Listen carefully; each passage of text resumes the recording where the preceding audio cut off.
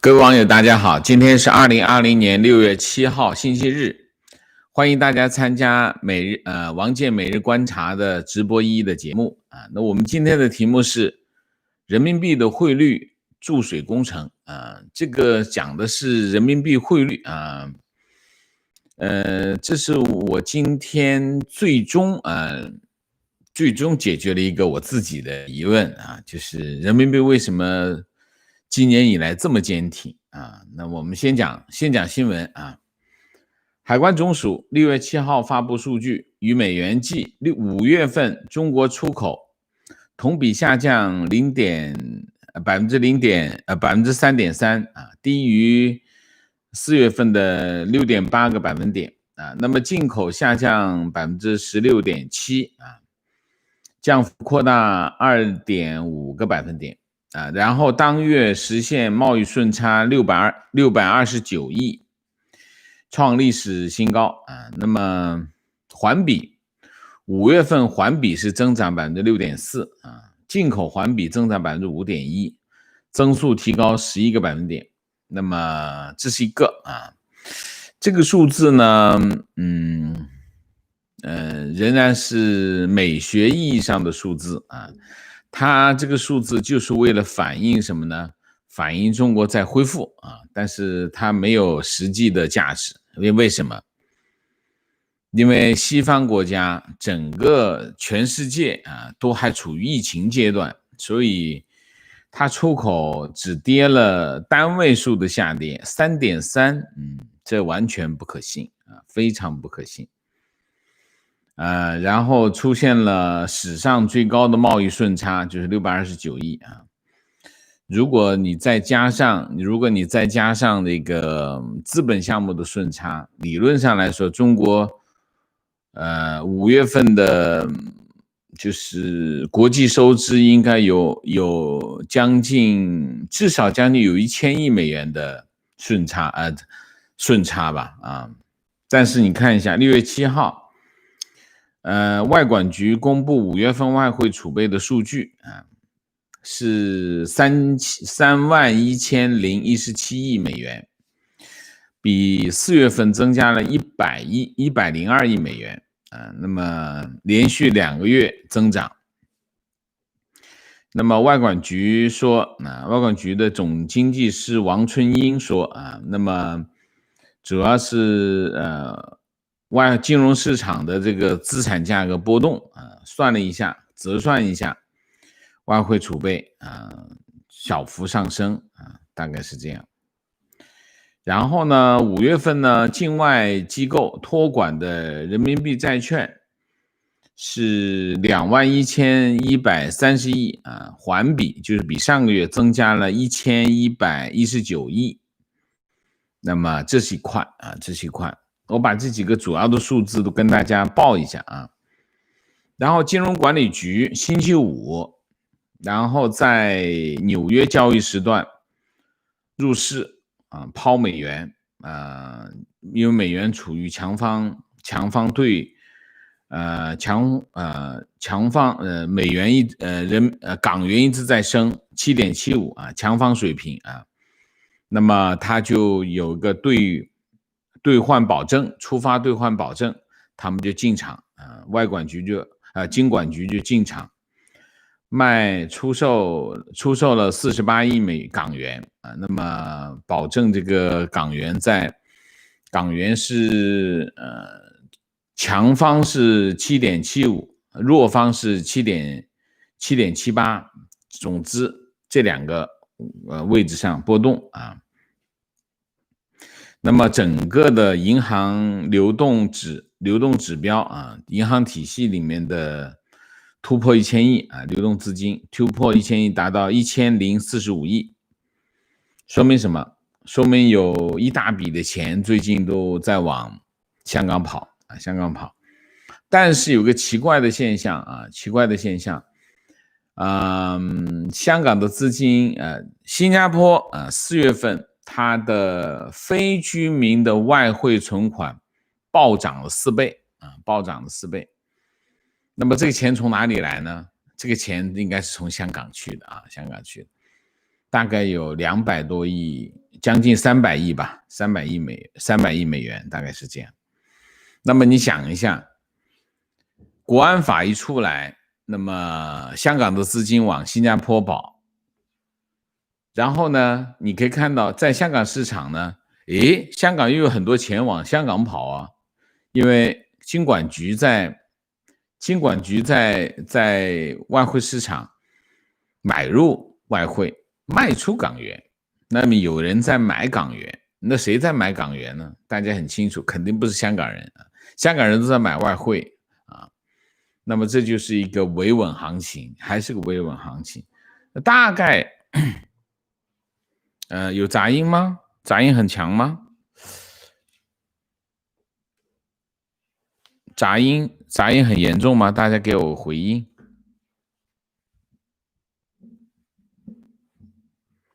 我现在这个情况有杂音，奇怪呀。我再试试这个情况呢？这个情况有没有杂音呢？这样好点吗？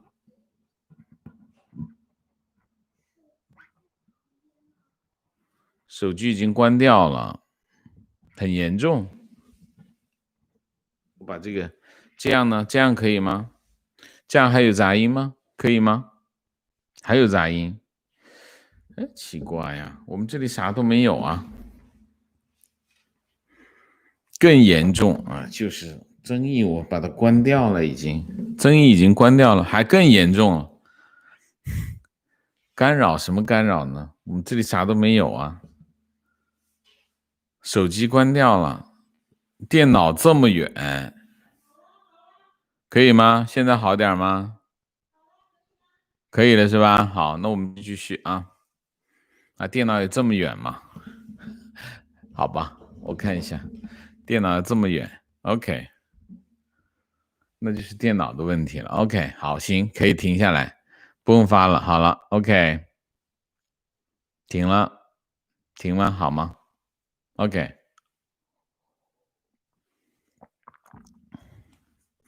好，大家不发了啊。OK， 好，那还是电脑的问题。OK， 好，那电脑还这么远，我的天，我都看不见，啥都看不见了。好，继续讲啊。香港的外汇市场跟中国的外汇市场，紧密相连。那么最近的一系列的政治事件啊，理论上来说啊，港元会被狙击啊，或者是港元会被抛售，因为香港人在换美元啊，香港人很有钱，很多钱啊。当香港人在换美元的时候，实际上港元应该是处于什么？处于弱方市场。但是你看，港元现在突然变成强方市场，说明有一大笔钱从其他地方跑到了香港来。那肯定是从哪里来？肯定是从北京来啊，从北京来。那么跑到香港来，当然为的是什么？为的就是维稳，给大家一个概念，说啊，其实港元是很强势的啊。但实际上，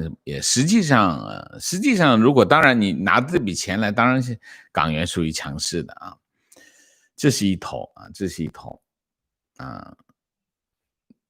但是呢，这里最近有一个情况啊，我最近也在看啊，看什么？看人民币汇率，人民币汇率最近走出了一个非常强势的图形啊，但是不仅仅是最近，其实今年以来，人民币的去年年底到现在应该是3月份啊，3月份以来，人民币汇率还是蛮强势的。但是其实我们从看更大范围的来看，从去年开始人民币没有大跌，很稳定在7.2以内稳定在7.2以内以现在中国经济的情况，人民币理论上来说根本就站不住这个水平啊，站不住水平。所以我一直在想这个问题，研究这个问题，到底这是个什么情况？为什么会人民币汇率似乎还比较稳啊，比较稳，甚至有的时候还比较强势。你看最近一段时间，你看走出一个非常强势的情况啊。当然，这里面有两个问题啊，两个问题就是人民币是不是真的强势？我今天查了一下啊，你在国内你怎么去扭这个汇率？你想怎么掰就怎么掰，这没事。但是有一个地方，人民币的汇率一定是随行就市。什么地方？就香港。香港的找换店是非常随行就市，是非常能够反映市场水平的。我这两天都在查看这个香港的这个找换店的汇率水平，的确是稳在了7.8左右啊，其实的确稳在了7.8左右啊。也就是说，它那个外汇的汇率的市场水平并没有作假，那是结果啊，这是结果。但是你现在你去分析一下中国经济的形势，你就知道这个汇率水平是不正常的啊。然后我就我们把这个事情拉开了一看，我们就慢慢的明白，人民银行或者中国其实是有一个系统工程，这个系统工程就是让人民币稳在一个比较高的水平，不能让它跌下来。他做了一系列的动作，这个动作当然全部都是市场动作，当然它是扭曲这种市场的供需情况，来保障什么呢？保障人民币的汇率。为什么要这么做？两个原因。第一个原因，中国现在有非常重要的一个状况，就是资产价格居高不下啊。资产价格当然主要指的是房价啊，房价。维持资产价格现有的水平，当然是控制现有金融风险的一个非常重要的手段。为什么？如果房价暴跌啊，房价在这个以现有的经济水平来看啊，经济状况来看，房价是稳不住的，一定稳不住的，一定是往下出溜的。但是呢，如果让它主动出溜的一个方法是什么？就是汇率啊。如果稳不住汇率，房价一定稳不住。我讲了很多次的了，我今天不解释了。大家如果一直在看我们的节目的话，知道什么原因？就是稳住汇率是稳住房价的一个前提，稳住房价是稳住现有经济的一个非常重要的条件。如果在现有的疲弱经济之下不能稳住房价，非常危险。为什么？它会引发什么呢？引发金融风暴啊！因为如果房价跌超过30%，就会有大量的房屋断供啊。其实现在已经有一些房屋断供啊，在全国范围之内。但是如果房价大规模的下跌、暴跌的话，那断供的情况就会非常严重，银行就麻烦大了。所以呢，政府现在的思路是什么呢？政府现在的想法就是，第一，要稳住房价，不能让它暴跌，但是也不能让它涨，不能让钱继续往里面跑，继续资金再往房市跑的话，这个后果就更严重，后面的事情就更难办了。所以第一，要控制资金，不能让它去房地产市场，防止它继续涨，这是第一头。第二头，又要防止它暴跌啊，因为你想一下，经济不好，很多人失业，是有房屋断供，但是我现在也不掌握数据哈，它的断供的情况有多大，面多大，但是至少不要让它因为房价暴跌造成断供。现在会市场上出现一些断供的情况，原因是因为有些失业的状况啊。那么这个失业面积有多大，造成多大面积的断供，我不掌握数据啊，但是是有。但是如果房价出现暴跌，那出现断供的面就非常的大，那对金融机构来说，那就是金融风暴啊。所以保住房价啊，那么就要保住什么呢？保住金融系统，就要保住房价，保住房价就要保住什么？保住汇率啊，保住汇率才能保住房价啊，这是第一个原因。第二个原因，要稳住，中国现在有一个非常艰难的任务是什么？就是要维持它的国际收支的平衡啊。为什么？因为出口不好啊。今天你看，今天它这个出口的数据很不正常啊，跌3.3%。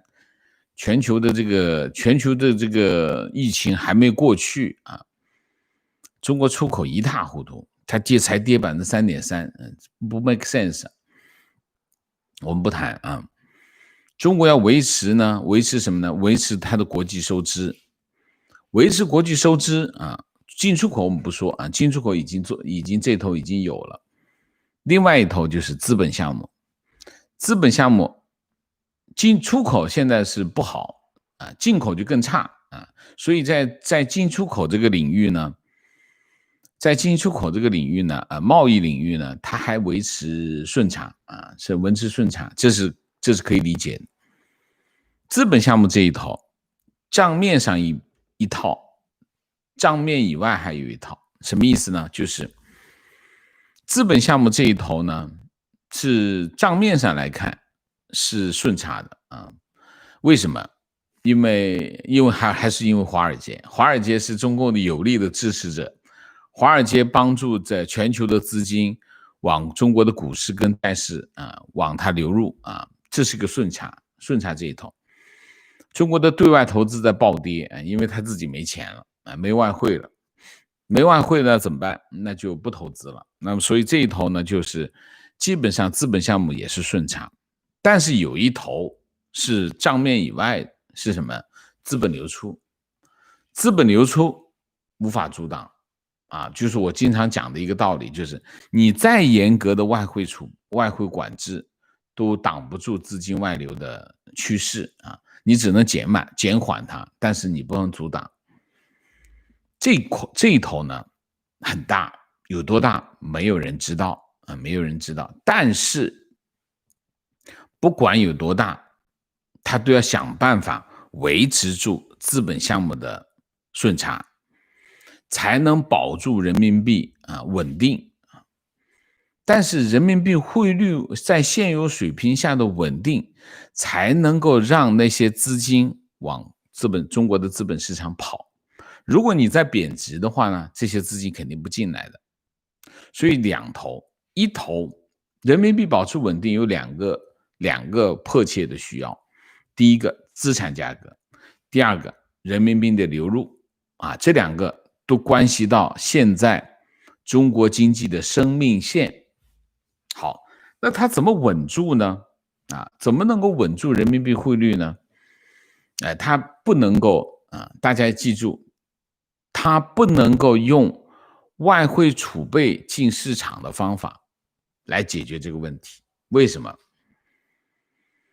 ？2015年到2016年中国人民银行进场去维持人民币汇率的稳定，花了1年时间，1年多，将近2年时间，1年半吧我们就算1年半时间。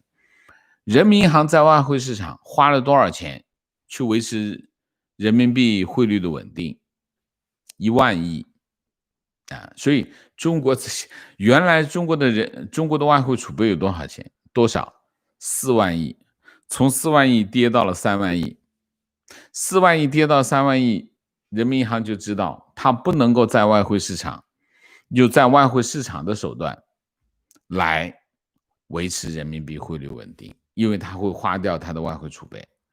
所以呢，人民银行呢建立了一个什么呢？建立一个系统工程。这个系统工程我就把它称之为人民币汇率注水工程这个工程怎么做的呢？我大概跟大家报告一下第一个，数据造假反正现在我经常讲，外汇就是国家统计局啊，它在关键的时候，在关键数据上造假啊，这个我是知道的啊，过去几十年都是这么干的。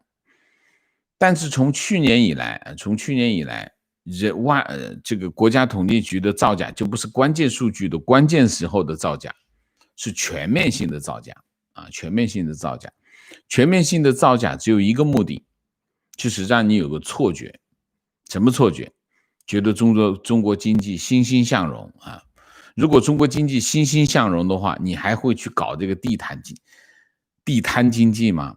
地摊不叫经济，那叫生计啊！你要养不活这个中国的老百姓，让他去摆地摊，全国性的摆地摊，那这两个数据对不上啊！所以第一个数据造假是这个系统工程的基础啊，就是不断的在造假，而且一个套一个的造假，这是第一个。我之前讲过啊，在所有的统计数据里面，最难造假的是什么？就是进出口啊。为什么？因为进出口你这里有个账，对方有个账，就是全世界都有账啊。你这账回头跟别人对不上，就会出问题。现在也不管了啊，现在也不管，为什么？因为他不公布数字，他只不公布金额，你对不上，不让你对得上。反正他们造假是很有经验的啊，很有经验的，处心积虑的造了几十年，很有经验啊。他的目的是：第一，让大家对当天经济啊产生错觉，觉得很好，形成好的预期啊。第二个，当然落脚点是哪里？落脚点就是人民币汇率啊，人民币汇率啊，这是第一个。第二个，人民币的汇率机制啊，大家知道人民币的汇率机制是什么？人民币的汇率机制它是怎么形成的？中国有个外汇交易中心啊，在上海啊，就叫中国外汇交易中心。中国外汇交易中心是什么呢？是银行才能去，商业银行才能去啊，在里面买卖。商业银行呢，又是什么呢？就是当然就外汇指定银行，当然是中国大的那些商业银行啊，小的那些就不让去的，就没有外汇交易的业务的啊。那么这些有外汇交易的业务呢，它叫结售汇制啊，结售汇制，大家账上不能持有外汇啊，当然持有外汇也行。如果你是外贸公司，你持有外汇的时间有一定的时限，在这时限范围之内，你还是要把外汇卖给政府，卖给银行，然后你需要外汇的时候，你再去买外汇。这样的话，实际上所有的外汇供求都会跑到市场上去啊，通过银行中间有一个载体，就是商业银行。商业银行代客买，代客卖啊，就是一个这样的关系。所有的供需都会跑到外汇交易中心去，大概是这样啊。那它的系统工程是什么？系统工程就是好，我要维持人民币汇率稳定，有一个办法，减少外汇需求，就可以控制人民币的汇率啊。那怎么减少外汇需求呢？就是如果买外汇的量少了，那人民币汇率就会很坚挺，而且人民银行就可以不消耗外汇储备的方式，在外汇市场控制人民币汇率，让它比较强势。因为如果人民币没那么强势，那么人民银行跑到市场上不断的去买人民币，抛出外汇，那外汇储备就没有了。所以这样的话呢，通过控制外汇需求的方式啊，一方面呢又可以保住它的外汇储备。你看中国外汇储备没有减少啊，但另外一方面呢，又能影响市场情绪。大家就觉得人民币很强势，我不着急买，我可以不用着急买人民币，买外汇啊。所以这一举三得啊，一举三得。那它是怎么控制控制这个外汇需求的呢？基本上有2个手段。第一个手段，控制商业银行销售外汇的数量，就是每个银行的网点，你每天卖出去外汇有个额度，不能超过这个额度，超过这个额度就没有了。就是我每天放到这个门店上面的外汇数量非常的少，2下就卖光了，卖光了就不供应的了。那就让商业银行去对他的客户编故事吧。就是人民银行或者叫外汇管理局控制商业银行每天售出的外汇的数量，这样的话它售出的少了，它在外汇市场上买外汇的数量不就少了吗？所以大家在全中国你会发现，全中国到处都缺外汇。为什么？因为他把这头水管子捏住了啊，他不捏死，他留一个小口，流出去的好少。你想一下，中国这么大，外汇需求是很大的，他不卖给你，你也没有办法。关键是你没有办法。所以在中国独裁，这就是中国独裁的特点啊！独裁政府就是个独裁的社会，就是个特点。你没有办法，这第一个。第二个，没有报纸帮你说。你说啊，我买不到外汇，我在这里也买不到货，在那里买，没有报纸写这个新闻，没有写新闻，只有什么？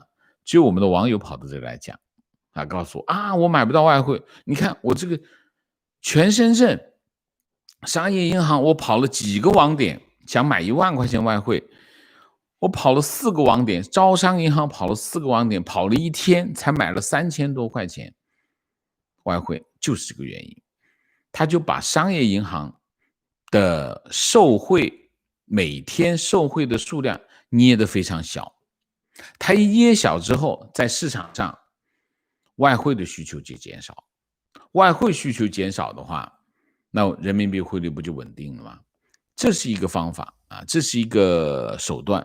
还有一个手段，收护照啊，收护照一方面是控制人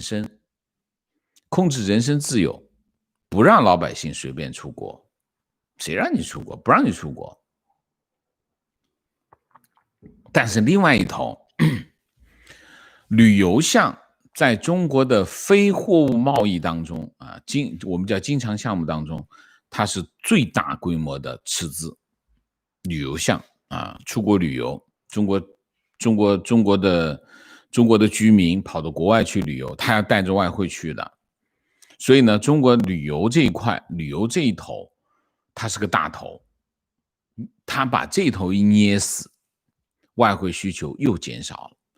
两头，这一头捏死，就是外汇消耗最多的这头捏死，全中国把这大范围的收护照，收完护照以后不发给你，不发给你，你就没办法出国，你没办法出国，这个旅游这一头就捏住了，使用外汇的这头捏住了，捏住这一头就是银行零售的这个窗口，每天只能卖一点点。这头捏住护照，不让你出国旅行。这样的话，这两头一捏住，市场上买外汇的这个需求一下子就少了很多。少了很多的情况之下，人民币汇率不就强了吗？汇率不就强了吗？啊，这就是其实你可以看到，中国在有系统的削减外汇的需求，然后从而呢控制人民币汇率，让人民币汇率维持在 7.2% 左右的水平。那最近还往上涨。当大家认为人民币可能会贬值受冲击的时候，它捏得再紧一点，人民币还往上跑，就是顺势打击炒家，而又不会减少人民银行的这个外汇储备的数量。这就是牺牲屁民的利益来成就国家的目标这就是中共一直在干的事情啊，这就是我们整个的中国的这个汇率注水工程背后的手段，就是这个手段。中共改革开放啊，这几十年下来，中共学会了什么？学会了2件事。第一件事，学会了市场手段，它不完全用行政手段。行政手段是一块啊，行政手段配合市场手段。你看，在人民币汇率这件事情上，它就是行政手段配合市场手段，就是哪个有利，哪个更有效，就用哪个手段。你比如说收护照，行政手段，对吧？然后商业银行卖外汇，他不说，他不告诉你，他悄悄的在后面捏紧。他现在这就是说政府在各个领域都有不告诉你的办法，然后呢做一些让你产生幻觉的一种效果，然后呢达到他的目标。其实他就是在扭曲市场，但是扭曲市场的手段呢，有的地方呢用行政手段啊，行政手段方便就用行政手段。但是它最终在市场上形成一个市场效应，这是非常恶劣的啊，这是非常恶劣的。那么人民币汇率稳住了，那么就能稳住现在的这个局面啊，维持现在这个局面，大概就是这样。那我们讲讲，我还要讲完，讲讲这么干的危害是什么？它是有危害的。那经济是这样的，经济一买一卖，真金白银啊，你骗不了人的啊，就你最后呢，你最终还是要还的。就是你做一个扭曲市场的动作啊，在这里做完之后，你一定会在另外一个地方付出代价的。你要达到一个这样的效果，可以，你达得到，但是你在这里要付出代价。总之就是这样，这就是经济。总之，广东话叫吃得来行，起周有瓦，一定是这样的。你什么时候借，什么时候就得还。第一啊，我讲讲危害。第一，人民币强势会什么？对中国经济复苏不利，抑制啊，人民币汇率强势对经济是个抑制作用，它是个收紧的动作，这是第一个。中国经济现在这么差，理论上来说应该把人民币汇率往下调啊，放松人民币，让人民币稍微贬值。它不，它捏住啊，捏住的后果是什么？人民币强势，那经济会更差，这是第一个。第二个，人民币汇率啊，在这个水平上稳住啊，同时也稳住了这个资产价格啊，资产价格在这个水平现有的水平稳住了啊，稳住了。但是呢，它是要付出巨大的代价，高资产价格、低经济增长是一个非常错配的形态啊。那么高资产价格、低经济增长也是抑制经济活动啊，也是抑制经济活动，这是第一个。第二个，金融风险非常大，就等于是什么呢？等于在头顶上啊，在所有人的头顶上有个堰塞湖啊，那就是个堰塞湖，就是高资产价、高房价就是个堰塞湖啊。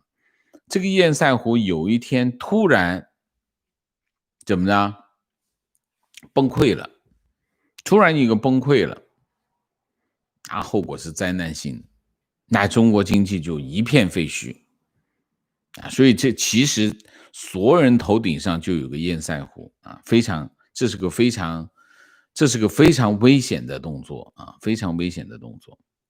第三个，还有一个，你维持人民币汇率的高水平会怎么样？会加快人资金外流的速度。因为什么？就是你看哈，人民币现在在这里，但是按照经济状况呢，人民币应该是在这里。你看你的位置现在在这里，中间有个什么？有个视差，这个视差越大，里面的水流出来的压力就越大，是不是这样？对啊，就这个问题啊，就是以你现有的这个经济状况来说，理论上来说，我假设哈，不是真的哈，我没算过啊，人民币应该是在8左右，结果你的人民币现在在7.0，甚至7.1、7.0的这样的水平，中间有个这么大的压差，资金就会往外跑，这差别越大，往外跑的速度越快啊，这是一个啊，这是一个，它维持这么高的水平的代价非常大啊，等等吧，我们大概就讲这几个吧。他做到了啊，人民银行做到了，就是控制人民币汇率啊，而且他用的是市场手段，用行政手段配合市场的效果，他做到了。但是大家一定要知道，他这么做到的结果其实是非常不可靠的。为什么？我还是那句话，它会加大资金流出的速度，资金流出的速度越快，那么它往下，它维持这个水平的代价就越大。你想一下嘛，全国都买不到外汇是什么情况？全国都买不到外汇是什么情况？那是非常可怕的场景啊，对经济打击是很大的。好吧，那我们今天就把这个人民币汇率的注水工程啊讲了一下。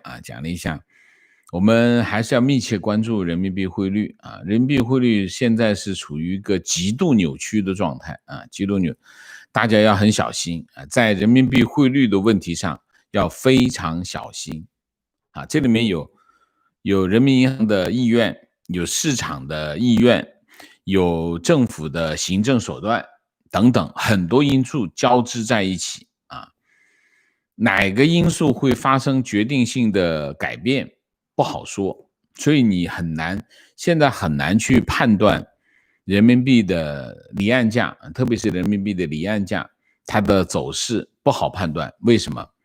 这么多东西交织在里面，然后市场也不是特别大啊，所以总之大家在人民币外汇市场上要小心就是了，好吧 ？OK， 那我们今天就还有那个吗？还有杂音吗？跟话筒没有关系啊，跟话筒没有关系，这个话筒很敏感啊。好，我们现在进入今天的话题就到这里。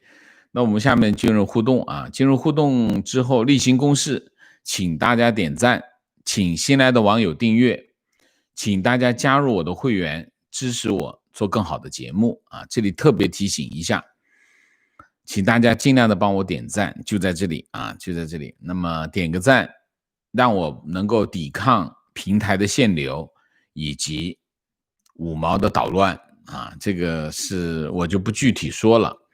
另外还有一个啊，今天我们这个在线的人比较多啊，那么现在呢，平台还是有，我们马上就到20万啊，平台限流限得很厉害，还有很多的网友是收不到这个直播的通知的啊。其实很多网友是想来参加直播的，那么我就在提醒2点，第一点，不用等平台的通知啊，那到点就来，我们直播的时间是固定的，这是第一个。第二个，关注我的推特号或者是脸书号，我们每个视频的下方都会有注明啊，有链接，大家直接点过去关注。我在每个直播开始前的10分钟左右，都会把链接发到推特和脸书上，大家点那些链接也能进来，好吗？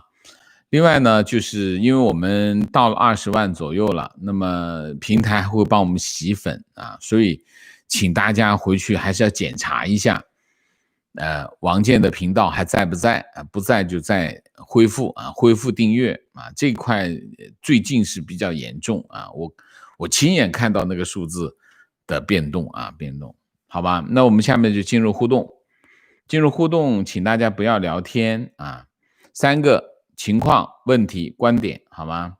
好，明谢一下。Marise Lam 谢谢 Able Wang 谢谢，感谢王老师的金融课。顺便问个问题，关于林郑带班子去北京开会，您判断是否对国安法后续发展有何变化？谢谢。国安法昨天这个中联办主任开了个会啊，开了个座谈会啊，这个之前不是叫什么林郑去北京不是说要征求意见嘛？那么中联办就开个座谈会啊，中联办主任新的这个主任就在会上说啊，就我们这个说了的话就得实施啊，没有退路的啦。这个话的意思是什么意思？就是大家不要有幻想，说我们会调整，不会调整的，是这个意思啊。我现在看不到，我也看不到北京方面在国安法这件事情上会做什么调整，我也看不到，没看到他有调整的迹象，所以我认为北京会继续往前走。但是继续往前走的节奏怎么样就不知道了，就是它会不会这么快啊？会有这么快的实现，就不一定了啊。因为在国安法这件事情上，中国是面临了巨大的压力的啊。我还是那句话，中国在香港问题上付出的代价会超出香港的范围，但是以中共以这个习近平的性格来看，我觉得他退让的可能性不大。为什么？两个原因。第一个原因就是那种斗争思维，就是斗啊，斗要的是什么？斗要的就是我要实现，我就得实现，我不管付出什么代价，我都要去实现我想要实现，这就是斗的意识啊，斗的意识，这是第一个。第二个，底线意识。习近平上台之后啊，永远在强调两件事，一个就是斗争意识，第二个就是底线意识。什么叫底线意识？就是我永远都站在悬崖边上，你看我一直站在悬崖边上啊，我不能退的，我一退就掉下去了啊，没有退路啊。昨天那个中联办主任也说我没有退路，其实讲的是什么？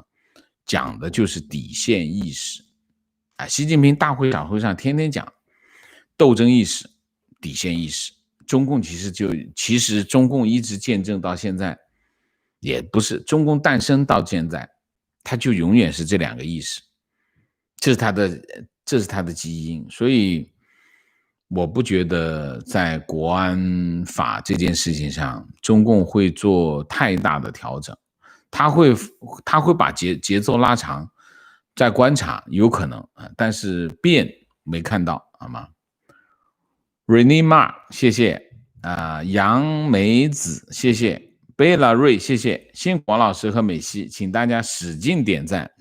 OK 深红谢谢。台湾遭遇228事件白色恐怖，持续抗争。香港遭遇反送中，港版国安法持续抗中。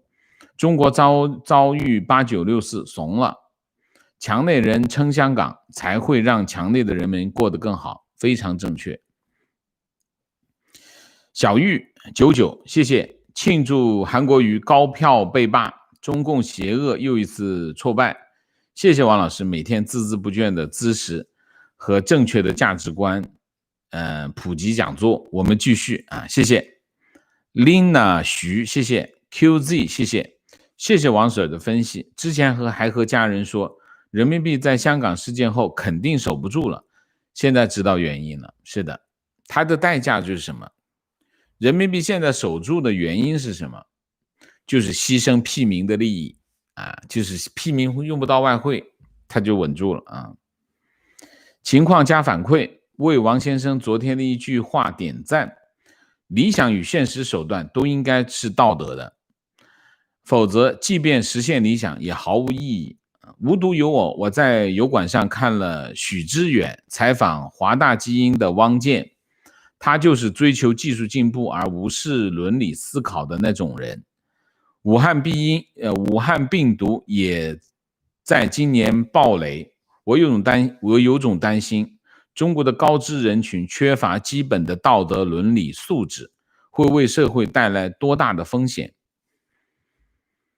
中国人呢，这一代啊，这几代中国人，中共建政到现在，一直给大家洗脑的是什么？就是只要我理想高尚，手段不重要。其实现在的现代中国人基本上是这样看的啊，只要我理想高尚，我的意愿高尚，我是好心的，那我手段道不道德不重要。这就为什么很多人，你看很多中国人在干一些不好的事情，或者是不道德的事情，心安理得，他心安理得。你比如说华为偷西方的技术，你去问中国人这对不对？我告诉你，99.9%的中国人都会觉得没问题，没问题，我们要发展，没问题。你比如说，包括我本人，包括我自己，我以前在国内的时候啊，我也用盗版软件，我觉得没问题。为什么？我后来才发现这是不对的啊，这是不对的啊。在很多时候，你看见撒谎，你很多时候你看中国人他不关紧要的事情他都撒谎，他习惯了，他觉得那不是撒谎，那是编故事，其实就是撒谎。在撒谎这件事情，中国可以有10种不同的陈述，都不叫撒谎，就不同的说法，找借口啊，等等等等。为什么？就是就是中国人已经被中共洗脑洗成这个样子，就是只要我的意愿是好的，我怎么做都没关系。所以和中国交易其实会面临巨大的道德风险，原因就在这里啊，其实原因就在这里。提问一系列的动作，稳人民币汇率算不算操控汇率？当然算，当然算，而且这一系列的这个动作其实都是违法的，违反商业银行法、违反中央银行法等等，这都是违法的啊。观点：人民币具有相对的封闭性，可能导致人民币出现问题的原因将更多的内生性，即国内经济和就业情况。但港币不同，目前除了在港的资金在持续不断的换美元外，还存在在港资金在转换为美元资产后流出香港的情况。我的观点，这两种情况在资金自由流动的香港市场同时出现，将导致港元与美元连续汇率先于人民币出现问题，但这有可能成为人民币汇率出现问题的第一块多米诺骨牌，或者人民币离岸汇率的第一个突破口。非常对，非常对。但是我觉得是这样啊，人民币汇率，我认为哈，我跟你有点不同的地方在哪里哈，就是连续汇率，连续汇率的基础是什么？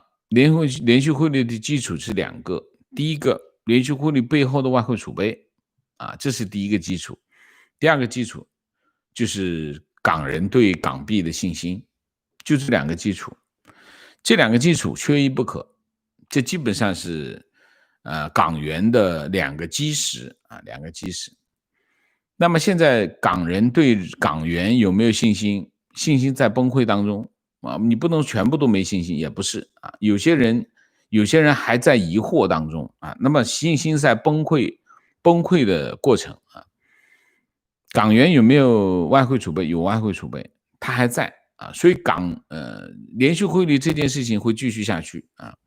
连续汇率没那么快容易崩，的原因是，你看它有这2个基础在这里，它是一个过程，它需要一个漫长的过程啊。当它到某一天，因为它不是一个浮动汇率啊，它叫货币局制度。货币局制度它是个比较刚性的东西啊，这个刚性的东西它有个很强的外壳，所以你说它一下子就崩溃掉也不那么容易，它需要时间。所以我认为你说这个港元会先于人民币出状况，它是这样，连续汇率只有一个结果，就是有或者是没有啊。那么没有这件事情，从有到没有这个过程会比较长，所以我不同意说港元会先于人民币出问题，不会。人民币离岸市场其实是个市场，其实是个波动市场，由市场决定的这个市场。这是当初人民银行为了人民币国际化做出来的一个市场。我认为先出状况的会是这个市场，人民币的离岸市场。人民币的离岸市场不仅仅是人民币汇率的破口，还是港元的破口，因为港元和人民币是捆绑在一起的。我的想法是这样啊，你参考一下啊。观点：90几年大规模工人下岗，无法生活去摆地摊，天寒地冻，寒风凛冽，手冻脚冻，冻伤脚冻伤，只为养活一家人。那时工人们为了日后国家经济做出了巨大的牺牲。今天人是穷人，富人怀念珠江时代，广大百姓只能说没一个好东西。工人下岗这件事情其实是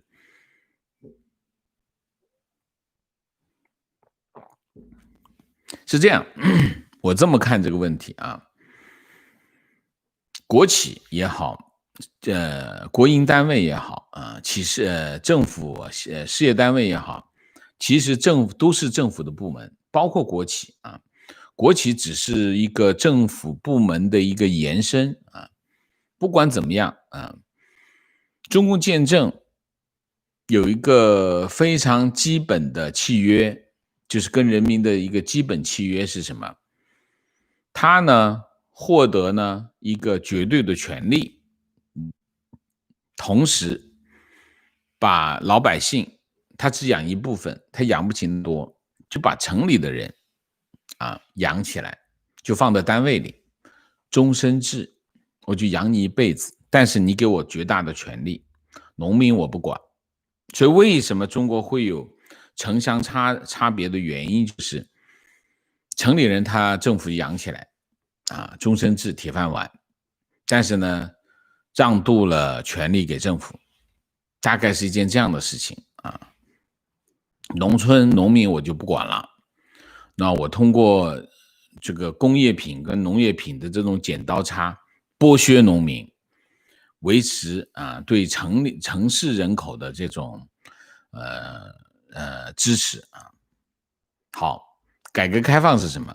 改革开放其实就是我们进行市场经济的改革。市场经济改革的结果是什么？我养不起这些人，企业要市场化，那我就不能够用财政去养他们，我也养不起了。其实呢，这个路走到尽头了，我养不了这些人，怎么办？好，就让企业去自负盈亏吧。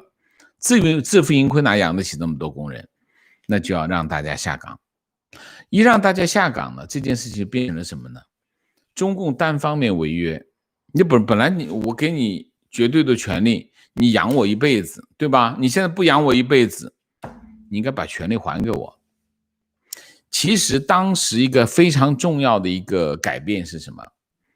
就是当中共不再对大家提供终身的就是养一辈子的这个承诺的时候，那个时候应该提出来把权利还给人民，这才对称，这才是个对称的啊，否则是不对称。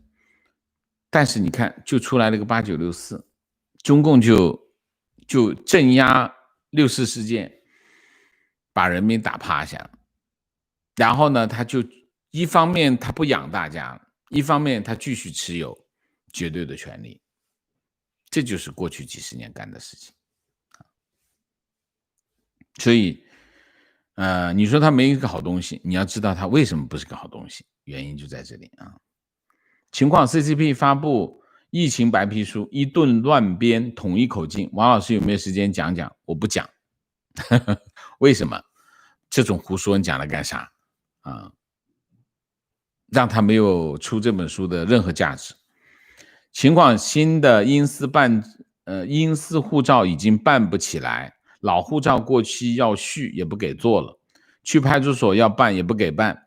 另外，朋友在澳洲护照即将过期，去领事馆要续也不给续。外汇兑换的时候不明说没有，说你要等等多久不确定即使你账上有美金，取字底也不行，你可以直接按实时汇率兑成人民币提款，否则就得等，备注江苏。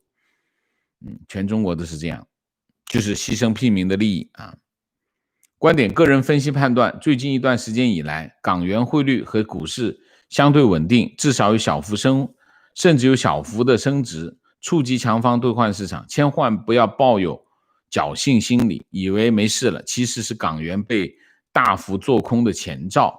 因为要做空港币，就得先卖出港币，卖出港币的条件，手上必须有港币，做空港币不成功的历史教训告诉控方，金管局在对冲基金做空港币的时候，不允许银行借出港币对冲给对冲基金。这次我猜测，对冲基金提前布局，吸入港币，时机成熟再出港币做空。听懂了吗？我念得很别扭。它是这样，大家当金管局在市场上释出港币买入外汇的时候，说明什么呢？说明市场上有很多人在买港元。买港元有可能两个可能性，一个可能性就是北京跑到调了一笔外汇储备放到香港去买港元来支援金融管理局因为最近有太多的买盘这个可能性我觉得是比较大的因为香港人都在换外汇那么市场上肯定有大量的需求所以北京方面去支援金管局，这有可能，这是一个方面。另外一种可能是什么？另外一种可能是对冲基金现在在布局香港布局香港呢，他就要去你比如说他是从美国来的对冲基金，我举个例子吧，老虎基金要去香港狙击港元或者狙击股市，或者他要去动作，他得把钱从美国调到香港，但他是外汇他换成港元，当他换港元的时候这件事情不就发生了吗？但是我觉得对冲基金不会这么张扬不会这么张扬，这简直是放烟花嘛，他悄悄的干，不会这么干。而且他也不必去那个什么呀，他也不必去把它在外汇市场换成港元，他把一笔美金放到香港去，以此为抵押去借港元不就行了吗？所以不允许银行借出港元，那不行吧？金管局能够阻止银行借钱给他的客户，那是不可能的那是不可能。提问：人民银行这么做可以持续多久？今天还看到新闻，中国免了很多国家的欠债，这样做外汇不是更少了吗？中国不是免欠债，是让它停止还款不是免债，没那么容易免债的。为什么？因为那些债不是中国政府的，这些债其实一带一路的这些贷款虽然讲是讲开发银行借给大家，其实开发银行后面都是什么？发了一堆的债集的资然后去做的，后面是一系列的金融操作。如果那头债一免掉，你想想后面可能出现什么？除非这件事情开发银行自己给吞了，否则的话可能后面就一票债券违约可能是一票债券违约，那这影响就大了啊，所以它不是免债，它是说你先不还啊。提问：王老师你好，有个问题想请教一下，最近香港离岸人民币报价跌到 7.06 对1美元，港元对美元也维持在强方保证的态势，而美元指数也在下调到97不到1点，请问这个信号是否显示短期港币人民币都会维持强势呢？港元汇率真的不受港版国安法的影响吗？我认为现在他们做的局就是让你有这样的想法，所以你要特别小心，特别小心就是了。我不知道他会怎么操作，这都是一系列的市场上的各种，我们现在看不清楚啊，看不清楚。金管局、外汇管理局或者人民银行，还有这些国际上的这些资金，他们是在内部是怎么角力的，我不清楚，所以我不想在这里说这些事情，因为大家看到的是，我们看到的是汇率的一个波动图啊，但是这个图后面的因素很复杂。以前就是买方跟卖方啊，很简单，但很单纯，就是看空和看多啊，就两个双方的角力而已。现在不是，现在有很多的因素，有政治因素，有借政治因素挣钱的因素，有各种各样的因素在里头，所以现在这个形势非常的混乱，所以大家不要以为你看清楚了啊，就做一些简单的判断，不要做这样的事情，这个事情很危险啊，很危险。我就亲眼见过有人因此破产的啊，所以千万不要觉得自己很聪明啊，这个时候就要谨慎一点啊。观点：中国金融市场是接棒游戏，先 P2P 暴雷，现在轮到信托，信托暴雷狠了，就会影响银行理财。接下来才是房地产、银行、汇率三大国之根本金融体系。目前我们可以观察信托和银行资管。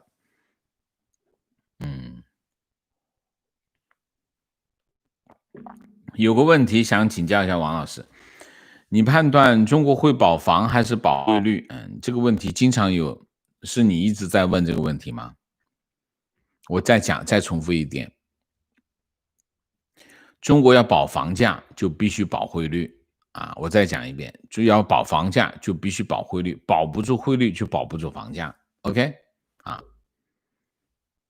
请问，如果实行10分严格的外汇管制，那么是不是可以永远保持汇率和房价不会暴跌？因为资本根本逃不出去。你没有听课吧？我讲过很清楚啊！你再严格的外汇管制，资本要跑出去还是会跑出去的。守不住的，只不过呢，它只是延迟时间的问题，结果都是出去啊。观点：王先生好，记得韩国瑜前年访港期间，他毫无顾忌，大摇大摆到中联办舔共，当时港人看在眼里，气在心里。昨天光头佬终于被台湾人抛弃，香港人开心之余，也盼望有一天能将林郑月娥这个老姑婆踢走。今天台湾人民不但能投票选总统，也能用选票将市长罢免，真爽。反观大陆这个独裁政权，就算贵为政府首脑的李克强总理，说句实话就被屏蔽，是可忍孰不可忍。你这很大陆啊，根本不是香港人嘛，对不对？情况：本人大学今年毕业，学校非让开一个就业证明，我说我没有工作，但是辅导员说不开的话会影响毕业，没办法，最后开了，这会不会是为大学生毕业造假？我告诉你，大学生造假、毕业造假，又不是今天的事，至少有10几年了，好吗？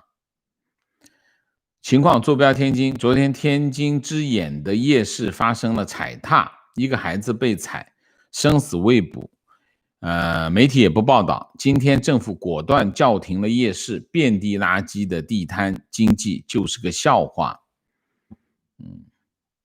观点：人大通过国安法就是泼出去的水，无论以后如何走，还是摆明了人大可以直接修改香港基本法。问题的本质不是国安法，而是摧毁了基本法的独立性。不对，你的看法不对，基本法不存在独立性，它是个法律啊。人大把基本法附件3作为，这是基本法的一个设计啊，基本法的一个设计，不是泼出去的水啊，所以你的看法不对。基本法附件3把全国性的法律啊，跟国防外交有关的法律作为基本法附件3，这是基本法这个体制的一个设计啊，它是设计了一个后门。让他可以有权做这个动作。如果中国有意坚守一国两制，坚守基本法，那他就不会滥用这个后门。这个后门是原来设计就有的后门。现在他把国安法变成基本法附件3，他就是滥用这个后门，破坏了一国两制理解吗？观点今天赶上了直播，想说一下王舍前2天谈到中国变动的10个因素。我的观点是中国反抗运动开始串联。首先，中国人并不是不反抗，只是原子化的社会可以让政府分化击破，达到维稳效果。从每年增长的天价维稳开销可以看出，但是随着形势的变化，会出现2种可能：一是政府拆东墙补西墙，出现漏网之鱼。第二是大家慢慢认定 CCP 的衰落，形成香港的一种共识，但去中心化的反抗运动导致政府的崩溃。中国有这么高的素质吗？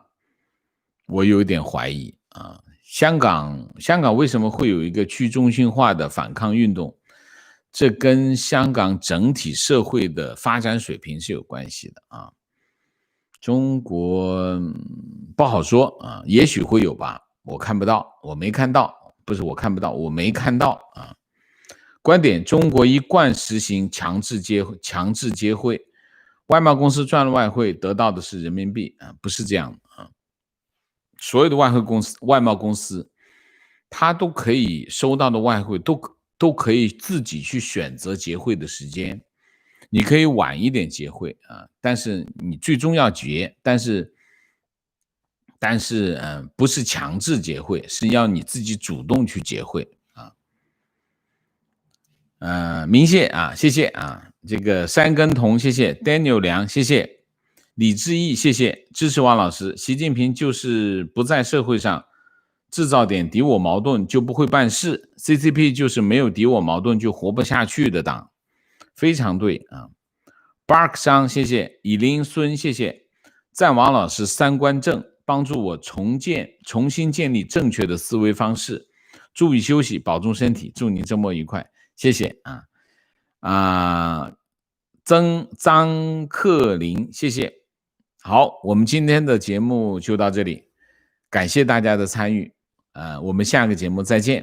再见之前，请大家点赞，请新来的网友订阅，请大家加入我的会员，支持我们做更好的节目，做更好的自己。谢谢大家，我们下个节目再见，周末愉快，谢谢。